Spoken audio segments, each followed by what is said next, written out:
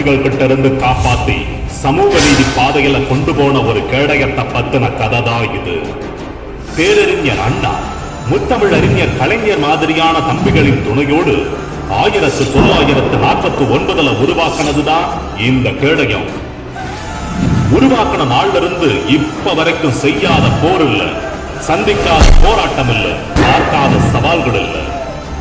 இப்படி அத்தனையும் தாங்கி மொத்தமா உங்க முன்னாடி நிற்கும் போதே தெரிஞ்சிருக்கும் இது கத்தியும் கடப்பாரையும் தடுக்கிற சாதாரண கேடயம் இல்ல, பாசிசத்தையும் மதவாதத்தையும் வேறறுக்கக்கூடிய வலிமையான கேடயம். இப்ப இந்த கேடயம் யார்கிட்ட இருக்குன்னா, இரு மாபெரும் ஆளுமைகளின் வழிவந்த போர் குணமும் போராட்ட குணமும் நிறைஞ்சிருக்கிற முத்துவேல் கருணாநிதி ஸ்டாலின் தார்மீக தலைவன் கிட்டதா இருக்கு.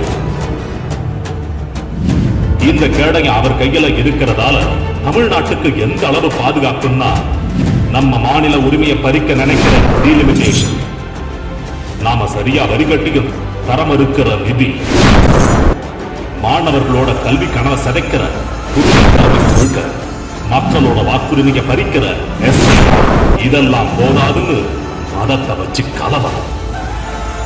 இப்படி இந்த மொத்த தடைகளையும் தகர்த்து ஒத்த ஆளா தமிழ்நாட்டை இப்ப வரைக்கும் தாங்கி பிடிச்சிட்டு இருக்காரு, இனிமேலும் இருப்பாரு. அப்புறம் சொல்ல மறந்துட்டேன், அந்த கேடயத்தோட பேரு